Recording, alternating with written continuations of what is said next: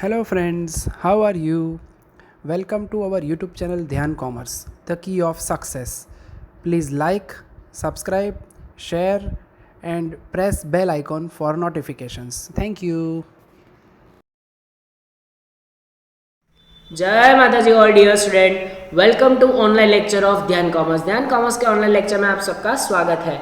MCom semester 2 में फिर से एक बार हम financial accounting and auditing one subject की तरफ वापस आएंगे और इसमें यूनिट नंबर 1 जो कि इंडियन अकाउंटिंग स्टैंडर्ड था, थ्योरी एंड प्रैक्टिकल हमने कंप्लीट कर दिया है। तो अब इसमें यूनिट नंबर 2 में जो फाइनल अकाउंट के साथ आपको पूछा जाता है जिसका नाम है मैनेजरियल रेम्यूनरेशन, आज से उसका सफ़र स्टार्ट करने जा रहे हैं। तो ये जो टॉप लेवल मैनेजमेंट होते हैं, जो डायरेक्टर्स होते हैं, उनको जो रेम्यूनरेशन यानी उनको जो पैसे, हम उसको सैलरी नहीं बोल सकते, उसको हम ऑलवेज रेम्यूनरेशन यानी मेहनताणु उसको बोला जाता है। तो ये कैसे काउंटिंग होता है, कंपनी के क्या रूल्स है, कौन से प्रॉफिट पे मैनेजर को रेम्यूनरेशन दिया जाता है, तो ये हम ये चैप्टर में सीखने वाले हैं। तो चलिए सफ़र स्टार्ट करते हैं फाइनेंशियल अकाउंटिंग एंड ऑडिटिंग 1 का यूनिट नंबर 2 का एक चैप्टर जिसका नाम है मैनेजरियल रेम्यूनरेशन। चलिए सबसे पहले हम मैनेजरियल रेम्यूनरेशन जो है उसके कुछ कंपनी के प्रोविजंस पढ़ने वाला है। तो सबसे पहला हेडिंग और मोस्ट इंपॉर्टेंट आप देख कह सकते हो इसको, provisions of company act under section 198 for director remuneration, यानी मैनेजर को डायरेक्टर जो बोला जाता है तो उसके रेम्यूनरेशन के लिए कौन सी सेक्शन अभी हमें समझनी है, 198। तो उसके लिए पूरा एक पैराग्राफ यहाँ पर बताया गया है जिसको समझना ज़रूरी है, तो ध्यान अंदर पैराग्राफ में होना चाहिए। The total managerial remuneration payable by a public company or a private company which is subsidiary of the public company, कोई भी पब्लिक कंपनी हो या प्राइवेट कंपनी हो, जो मैनेजरियल रेम्यूनरेशन दिया जाता है to its director including managing director, यानी कि उसके जो डायरेक्टर्स होते हैं, जो जिसको हम टॉप लेवल मैनेजमेंट बोलते हैं, उसमें बहुत सारे डायरेक्टर होते हैं, पर जो including managing director and it's manager for a financial year should not be exceed 11% of net profit of that company. Here the net profit is computed under the section 349, 350 and 351, यानी कि आपकी company के डायरेक्टरों को, भाई जितने भी director हो, maximum कोई भी फाइनेंशियल ईयर में नेट प्रॉफिट के 11% से ज़्यादा उनको रेम्यूनरेशन नहीं मिलना चाहिए किसी भी केस में। तो मैक्सिमम रेम्यूनरेशन कितने परसेंट है, 11%। ये एमसीक्यू में आपको हर बार पूछेंगे तो ये याद रखोगे।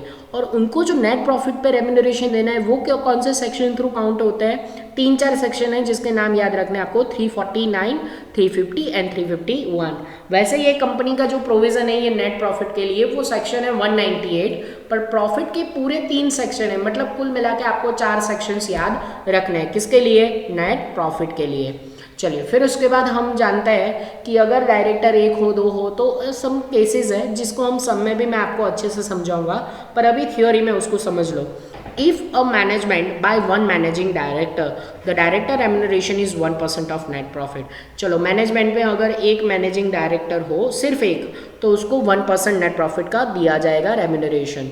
उसके थोड़ा सा उल्टा, if there is a no managing director, अगर आपको समय बताया गया हो कि there is no managing director और मैनेजर डायरेक्टर्स रेम्यूनरेशन, तो फिर जो डायरेक्टर है उनको 3% ऑफ नेट प्रॉफिट का दिया जाएगा अगर कोई मैनेजिंग डायरेक्टर नहीं है तो।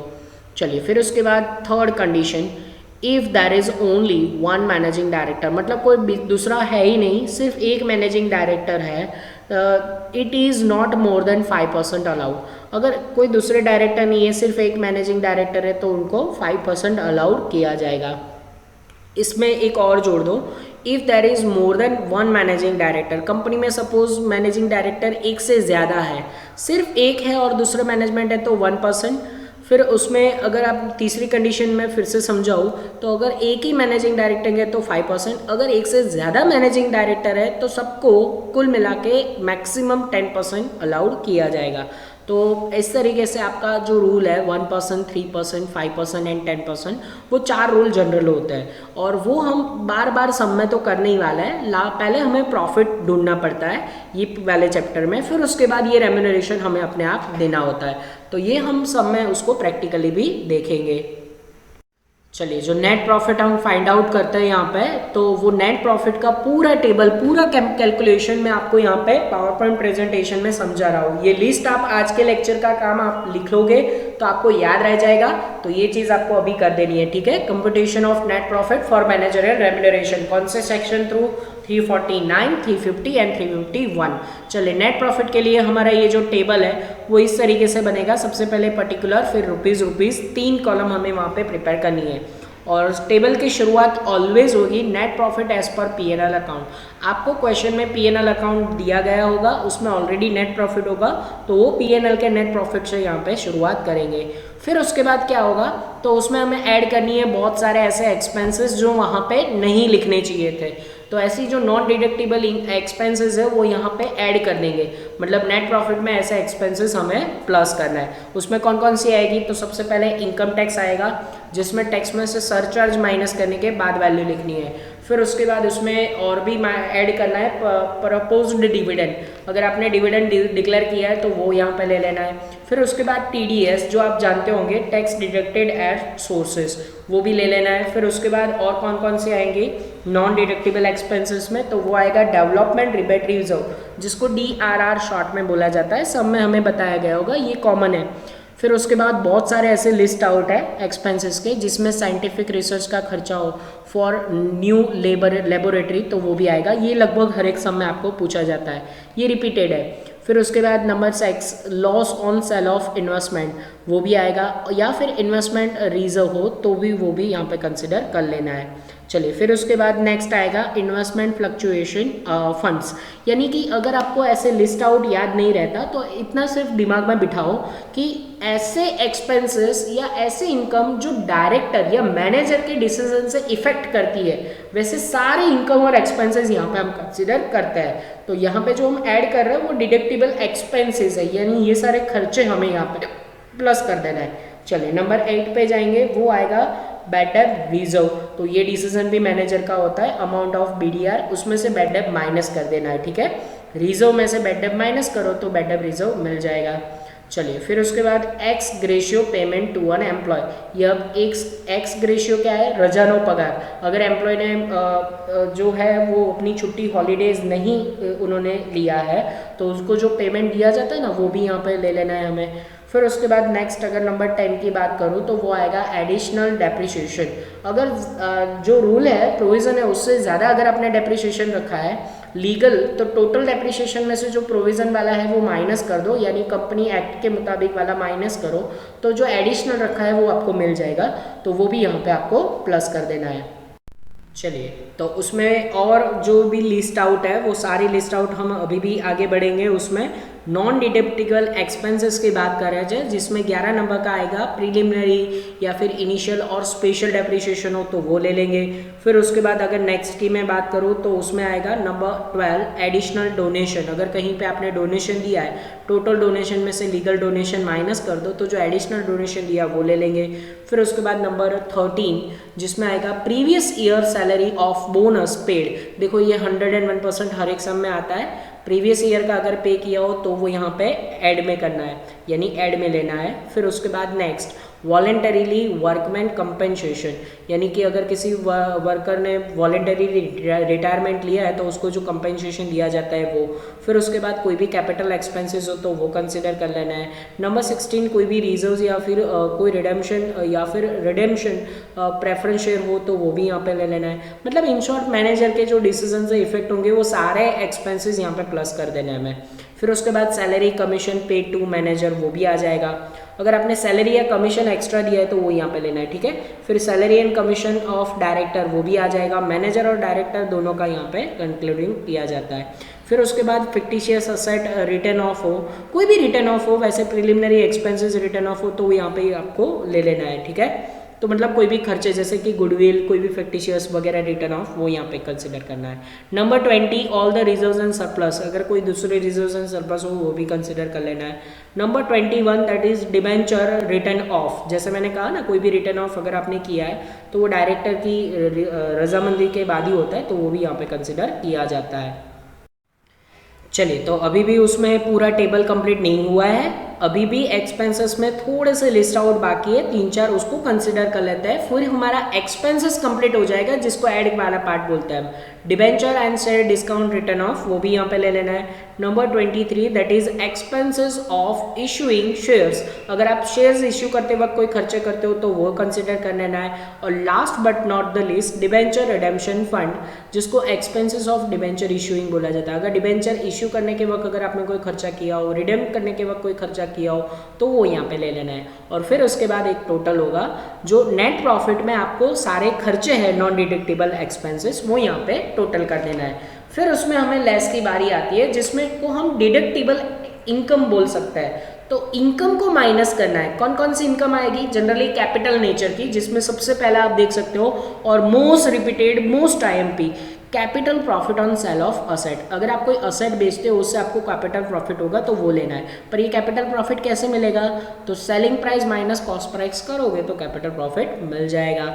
चलिए, फिर उसके बाद नेक्स्ट कौन कौन सी इनकम आएगी, जिसमें आएगा provisions of bonus of current year. Current year का हो तो यहाँ पे लेस करते हैं, अगर प्रीवियस ईयर का हो तो ऐड में लेते हैं, ठीक है। चलिए, फिर उसके बाद नेक्स्ट इनकम पे जाते हैं, वो है profit on sale of investment. अगर इन्वेस्टमेंट बेचने से आपको प्रॉफिट होता है तो यहाँ पे लेना है, लॉस होना है तो प्लस में कर लिखेंगे, ठीक है।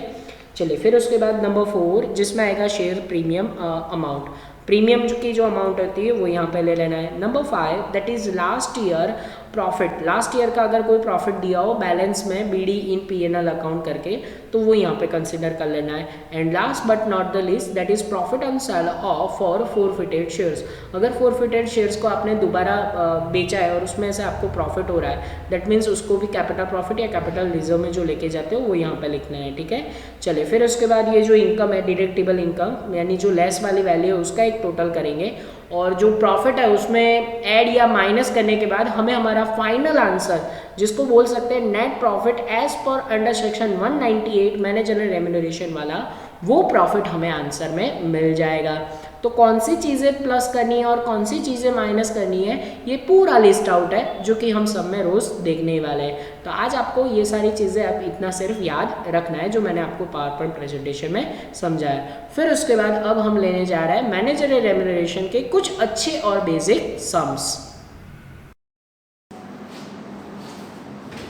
जय माता जी और dear friend, welcome to online lecture of Gyan commerce. Gyan commerce के ऑनलाइन लेक्चर में आप सबका स्वागत है। फिर से एक बार फाइनेंशियल अकाउंटिंग एंड ऑडिटिंग में हम सफर को आगे बढ़ा रहे हैं। अभी आपने पावर पॉइंट प्रेजेंटेशन में नए चैप्टर का पूरा वर्क आपने देखा हुआ है। वो कौन सा चैप्टर है? यूनिट नंबर 2 का चैप्टर नंबर 2, जिसका नाम है कैलकुलेशन ऑफ मैनेजरियल रेम्यूनरेशन। पूरे 14 मार्क्स का एक बड़ा सम इसमें आपको पूछता है, जो फाइनल अकाउंट के ऑप्शन में आता है। तो आपके लिए बहुत ही अच्छा चैप्टर कह सकते हो, और पूरे कैश मार्क्स है। काम सिर्फ एक करना है। अभी आपने देखा होगा कि मैनेजर रेम्यूनरेशन के लिए आपको एक नेट प्रॉफिट फाइंड आउट करना है। कौन से अंडर सेक्शन कंपनी के? 198। तो अंडर सेक्शन आपको याद रह जाएगी, पर ये जो पूरा नेट प्रॉफिट का कैलकुलेशन है, कौन से एक्सपेंसेस और कौन सी इनकम प्लस माइनस करनी है, वो आपको पता चलना चाहिए। और उसके लिए थोड़ा सा आपको पता होना चाहिए। सबसे पहले एक ही हम स्टेटमेंट प्रिपेयर करेंगे, calculation of net profit for managerial remuneration, और 3-4 उसके सेक्शन है जो ये नेट प्रॉफिट हम फाइंड आउट करते हैं ना, वो सेक्शन 390, 349 है, 350 है एंड 351 है। तो वो जो नेट प्रॉफिट हमें कैलकुलेट करना है, सबसे पहले आपको क्वेश्चन में पीएनएल अकाउंट दिया गया होगा, तो उसके नेट प्रॉफिट से शुरुआत करो। तो पीएनएल का नेट प्रॉफिट जैसे लिखोगे, फिर आपको मैनेजर तक देने वाले जो नेट प्रॉफिट है उस तक जाना है, ठीक है। मैनेजर को जिस प्रॉफिट पे रेम्यूनरेशन देना है वहां तक। तो क्या करना है? सिर्फ एक ही काम करना है, जो ये बड़ा सा लिस्ट है नॉन डिडक्टेबल एक्सपेंसेस। तो बहुत सारे पीएनएल के ऐसे अंदर खर्चे दिए गए होंगे जो मैनेजरियल रेम्यूनरेशन के आपको डिडक्ट नहीं करने चाहिए थे। तो नेट प्रॉफिट में ऐसे एक्सपेंसेस को प्लस कर दो, और जो इनकम, जो डिडक्टेबल इनकम है उसको माइनस करो, तो आपको रिवाइज ये नेट प्रॉफिट मिल जाएगा। फिर उसके ऊपर आपको रूल थोड़े से पता होने चाहिए, जैसे कि डायरेक्टर को मैक्सिमम 11% रेम्यूनरेशन देना है। कंपनी में एक मैनेजिंग डायरेक्टर हो या एक से ज्यादा डायरेक्टर हो तो कितने परसेंट, वो सब कुछ हम यहाँ पे करेंगे। पर main highlight of the chapter है आपका नेट प्रॉफिट। चलिए, तो कौन कौन से एक्सपेंसेस लेने हैं नहीं लेने हैं, 2-3 सम आपको लगेंगे पूरे चैप्टर को समझने के लिए। और जो फर्स्ट अभी हमने पावर पॉइंट प्रेजेंटेशन में पूरा फॉर्मेट देखा, आप वो सारे खर्चे याद रख लो, क्योंकि मोस्ट ऑफ द सम में वो जितने भी है रिपीट तो होने ही वाले हैं। चलो, तो स्टार्ट करें बेसिक सम से। सबसे पहले एग्जांपल नंबर 1 लेने जा रहा हूँ टेक्स्ट बुक में, पेज नंबर 61।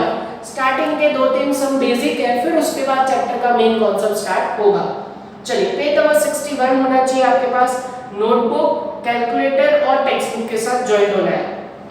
पेज नंबर 61 पे प्रैक्टिकल का फर्स्ट सबसे पहला sum, the following is a profit and loss account of Gujarat limited for year ending on 31 March 2013। देखो, आपको पीएनएल अकाउंट रेडीमेड दिया हुआ है, आप देख सकते हो पूरा पीएनएल अकाउंट वहां पे वर्क करके दिया हुआ है। फिर उसके बाद क्या दिया गया है, तो आपको नीचे पैराग्राफ में from the above information find out maximum remuneration managerial remuneration under section 198। Under section 198 के तहत मैनेजर को मैक्सिमम कितना रेम्यूनरेशन देना है फाइंड आउट करो। तो उनका तो क्वेश्चन इजी है कि हमें मैनेजरियल रेम्यूनरेशन फाइंड आउट करना है। मैक्सिमम कितने परसेंट, तो रूल है 11%। कितने परसेंट दोगे आप, 11%। पर वो 11% तो तब आएगा जब हमारे पास नेट प्रॉफिट होगा। तो चलिए, स्टेटमेंट में स्टार्ट करने जा रहा हूँ। सबसे पहले calculation of net profit for managerial remuneration. तो कहां से शुरू होगा, net profit as per PNL account. 3 column बना दीजिए, पर्टिकुलर, अमाउंट, लास्ट कॉलम में सीधा टोटल ही जाना चाहिए। चलिए, पीएनएल अकाउंट जो आपके पास है वहां का नेट प्रॉफिट कॉपी करें। चलो, डेबिट साइड सबसे लास्ट में नेट प्रॉफिट दिया हुआ है, वहां से मैं शुरू कर रहा हूं। कितना नेट प्रॉफिट, 24,30,000। चलो, फिर उसके बाद क्या दिया हुआ है आपको, बहुत सारे इनकम एंड एक्सपेंडिचर दिए हुए हैं। तो कौन कौन से खर्चे लेने हैं कि नहीं लेने हैं वो यहाँ पे देखना है। सारे नॉन डिडक्टिबल एक्सपेंसेस प्लस करना है। तो सबसे पहले मैं पीएनएल की कौन सी साइड ले लेता हूँ, डेंजरस एक्सपेंडिचर साइड, यानी कि डेबिट साइड। चलो, डेबिट साइड देखो तो क्या क्या खर्चे। अभी जो हमने पूरा पावर पॉइंट प्रेजेंटेशन में फॉर्मेट देखा ना, वहां के अगर सारे खर्चे आपको याद रह जाएंगे तो ये आपको डिफिकल्ट नहीं लगेगा। चलो, मैं 1 बाय 1 सारे खर्चे से शुरू कर रहा हूँ। पीएनएल अकाउंट डेबिट साइड, सबसे पहले सैलरी वेजेस। बोलो, सैलरी वेजेस मैनेजर के डिसीजन से इफेक्ट होगा, नहीं होगा, वो रेगुलर है, रूटीन है, तो वो नहीं आएगा। जो खर्चे नॉन डिडक्टिबल है सिर्फ वही लेने हैं जो आगे हमने लिस्ट में देखा हुआ है। फिर उसके बाद एडमिनिस्ट्रेटिव, वो भी नहीं लेना है। सेलिंग एंड डिस्ट्रीब्यूशन, वो भी नहीं लेना है। डिबेंचर इंटरेस्ट, वो भी रेगुलर है, डिबेंचर होल्डरों को तो इंटरेस्ट देना ही पड़ता है, तो वो रेगुलर है। फिर उसके बाद डेप्रिसिएशन दिया हुआ है ब्रैकेट में, इंक्लूडिंग डेवलपमेंट रिबेटिज्म, डीआरआर आ गया हमारा पहला खर्चा। तो ये देखो, उसको नॉन डिडक्टिबल एक्सपेंसेस में यहाँ पे लेना है। याद आ रहा है आपको business and profession account, business and profession में सेम यही कुछ काम आप करते थे, वही काम आपको यहाँ पे मैनेजरियल रेम्यूनरेशन में करना है।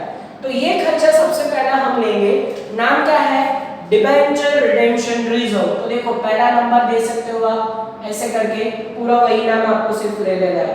तो क्या नाम है, डेवलपमेंट रिबेट रिजर्व। तो ये एक ऐसा खर्चा है जो यहाँ पे डिडक्टेबल नहीं होना चाहिए था, तो हम प्लस कर देंगे, ठीक है।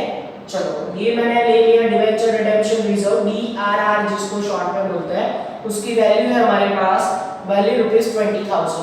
बाहर डेप्रिसिएशन का हमें कोई लेना देना नहीं है, सिर्फ डीआरआर लेना है। चलो, फिर उसके बाद प्रोविजन फॉर टैक्सेशन। अब देखो, प्रोविजन फॉर टैक्सेशन हो, डिविडेंड हो, वो कौन डिसाइड करता है, मैनेजर डिसाइड करते हैं। तो वो भी नॉन डिडक्टिबल एक्सपेंसेस में हर बार आएगा। और ये कितनी चीजें आएगी ये आपको मगअप नहीं करना है, 2 या 3 सब लगेंगे आपको ये समझने के लिए। चलो, फिर उसके बाद है प्रोविजन फॉर टैक्सेशन, तो वो भी यहाँ पे कंसिडर करेंगे। तो प्रोविजन फॉर टैक्सेशन कितने हैं, 7 है। फिर उसके बाद कौन सा आपको दिया हुआ है, loss on sale of motor car, return of down value was 11,000। देखो, अगर आप कोई फिक्स एसेट बेच रहे हो ना, उससे आपको नुकसान हो तो वो यहाँ पे कंसीडर नहीं किया जाएगा। हाँ, पर loss on sale of investment हो, क्या हो, इन्वेस्टमेंट, क्योंकि अगर कंपनी के पास कोई इन्वेस्टमेंट है, अगर वो सेल करने से प्रॉफिट या लॉस होगा, इन्वेस्टमेंट का प्रॉफिट या लॉस हम यहाँ पे लेंगे। पर अगर फिक्स एसेट बेचने से अगर आपको लॉस हुआ है, जैसे कि ये वाला लॉस, तो वो कंसीडर नहीं करेंगे। चलिए, फिर उसके बाद है आपको नेट प्रॉफिट, वो तो लेंगे नहीं, तो दैट मींस एक्सपेंडिचर शुरू होते ही खत्म हो गए। फिर उसके बाद अगर हम इनकम पे जाए तो इनकम आपको सामने की साइड दिया हुआ है, जिसमें जीपी तो कभी नहीं लेते। Profit on sale of machinery, सबसे इंपॉर्टेंट और most repeated point of income, यानी इनकम क्या करनी है, डिडक्टिबल इनकम लेस करनी है, expenses plus income minus.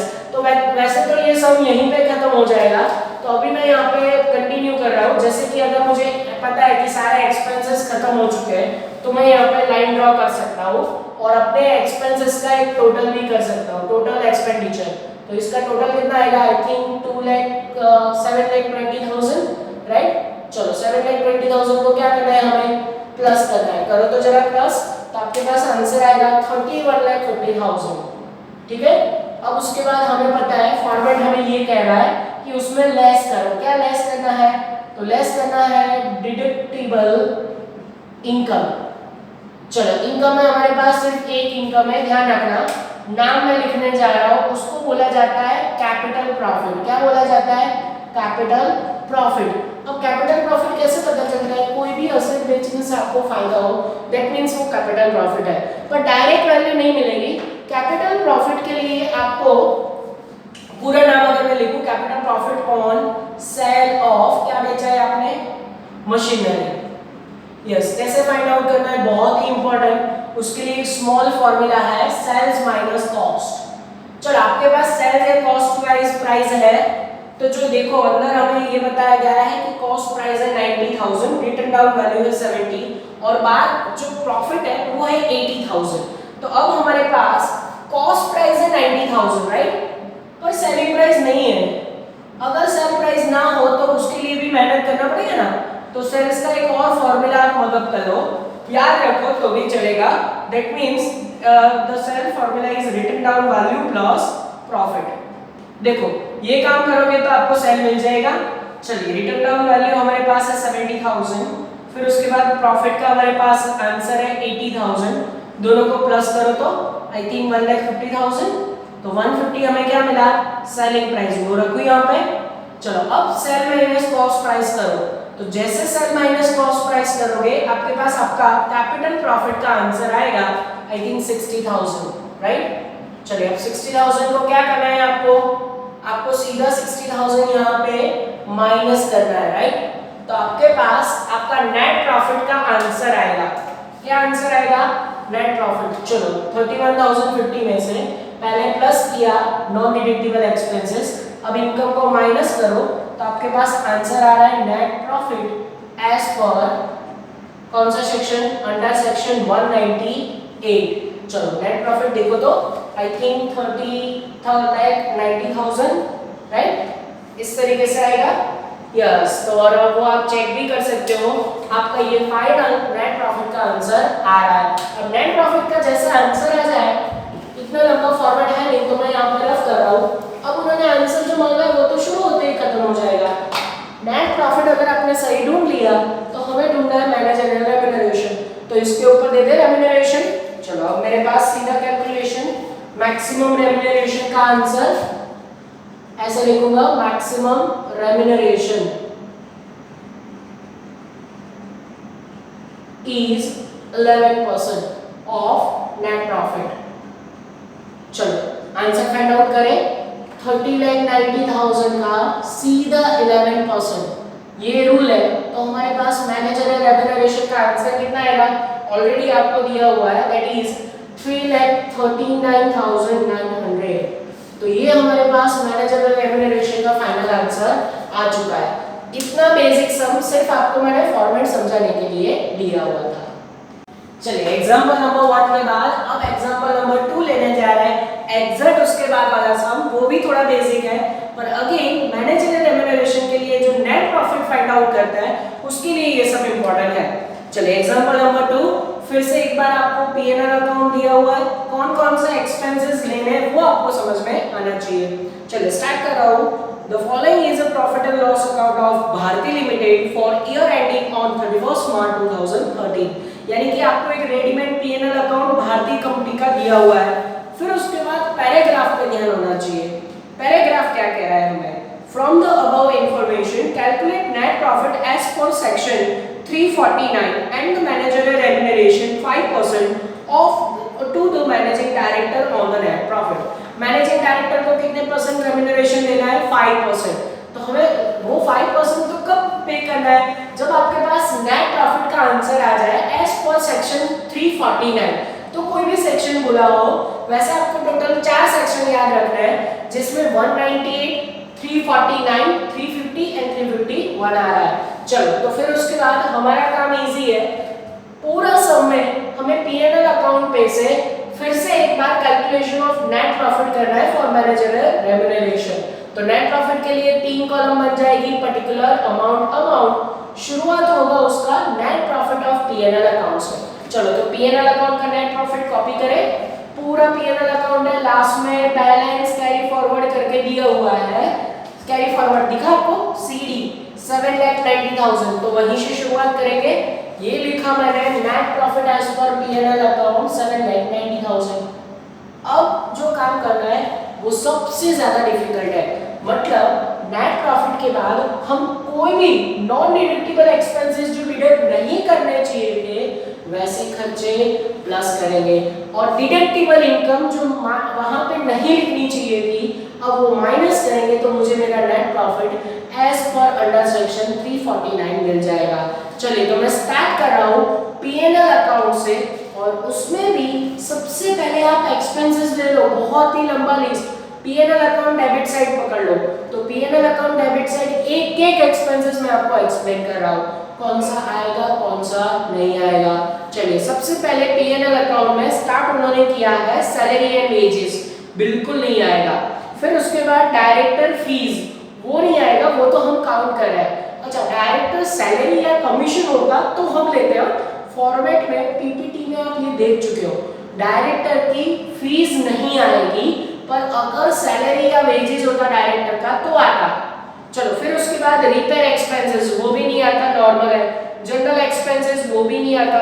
Penalty paid on breach of any contract, कोई भी कॉन्ट्रैक्ट ब्रीच हुआ उसकी पेनल्टी, वो भी हमारे फॉर्मेटिंग में नहीं है, वो भी नहीं आएगा। तो शुरुआत कहां से होगी? डेप्रिसिएशन। डेप्रिसिएशन के ब्रैकेट में देखो हमारा जाना पहचाना हुआ word including development reserve 20,000 and initial depreciation 15,000।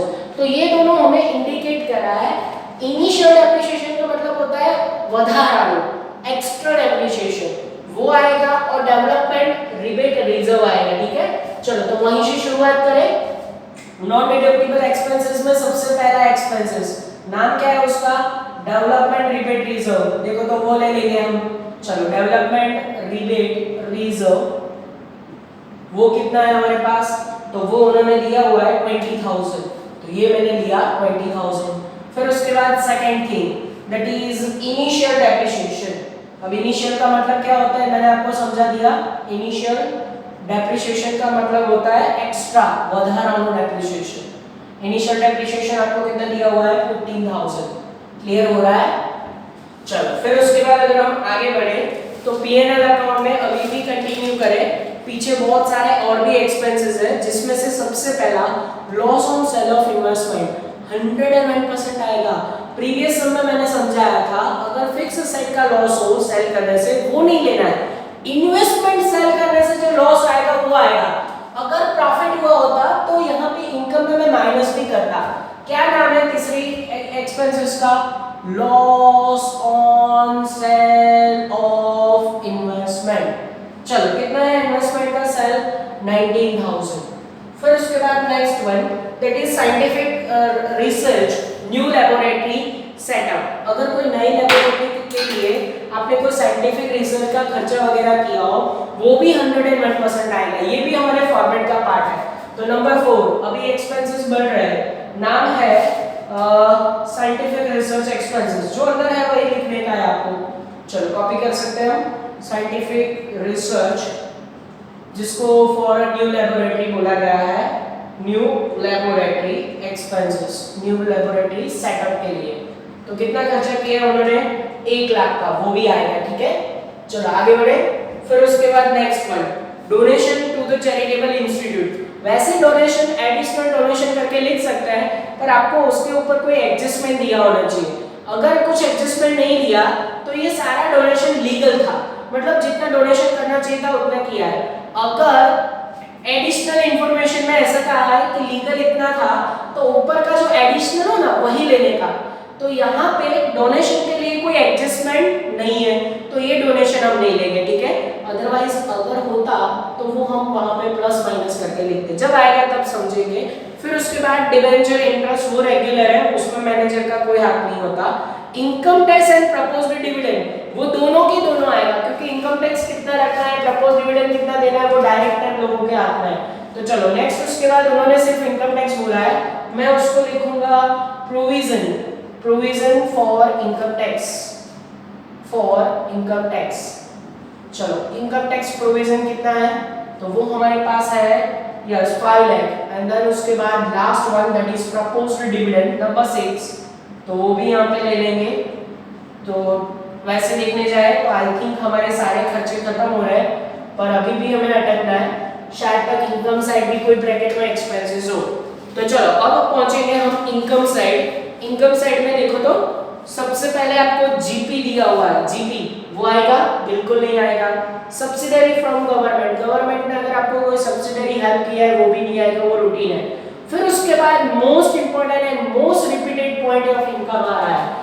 चलो डिडक्टिबल इनकम में सबसे पहले इनकम नाम है profit on sale of plant, हम उसको क्या बोलते हैं, अब आपको याद रह जाना चाहिए, it is called capital profit. क्या बोलते हैं उसको, capital profit on sale of plant. यानी प्लांट सेल से जो हमें प्रॉफिट हुआ है, हमें सिर्फ कैपिटल प्रॉफिट लेना है।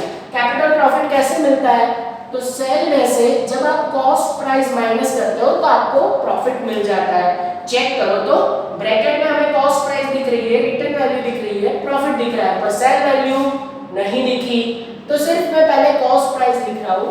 कॉस्ट प्राइस हमारे पास है 4 lakh.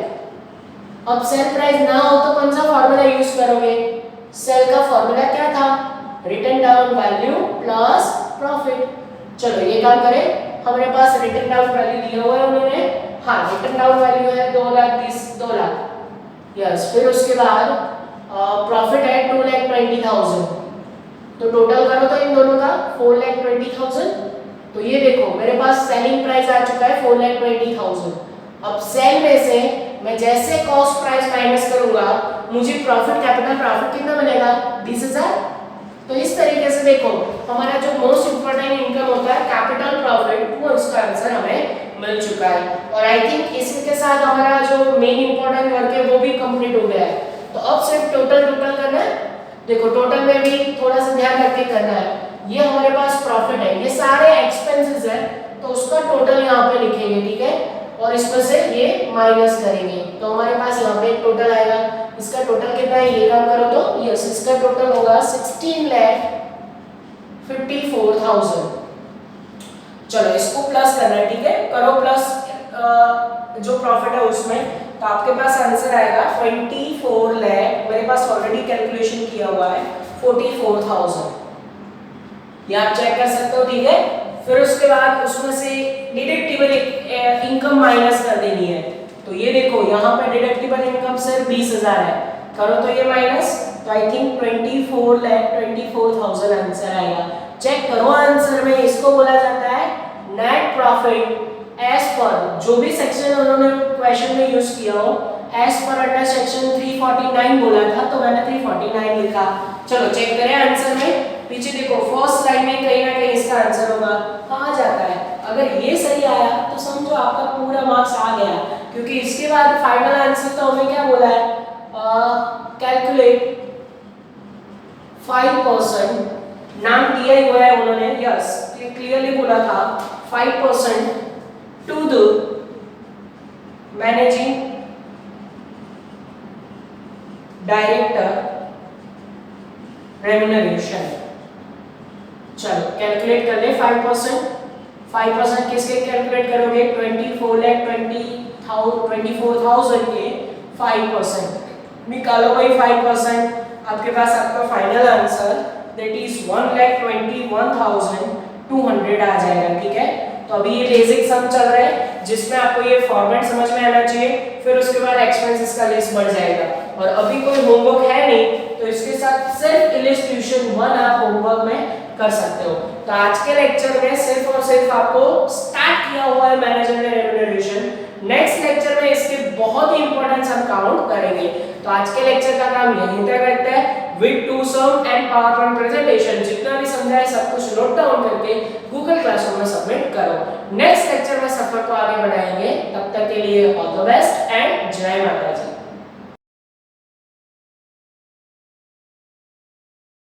Please like, subscribe, share and press bell icon for notifications.